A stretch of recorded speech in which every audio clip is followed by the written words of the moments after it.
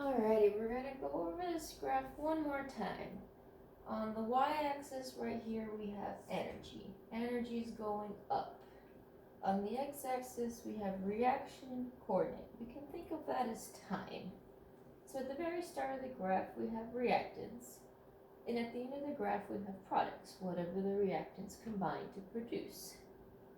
In this graph we have a little bit of energy going up and a huge drop of energy going down. Because if energy is going up here, this shows that energy is going down. If energy is going down, that means energy is being released, like in an explosion. For example, if I have this firecracker right here, I light the fuse absorbs the energy, and then all this energy is released when the firecracker goes boom.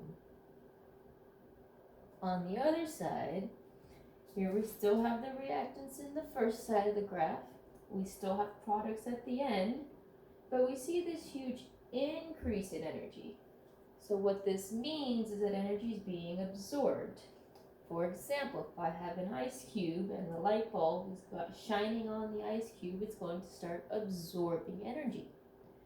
When that happens, the solid ice cube starts to melt.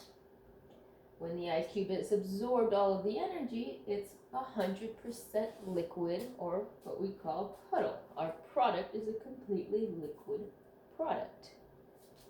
So y-axis we have energy, reactants at the start, products at the end, change in energy in the middle.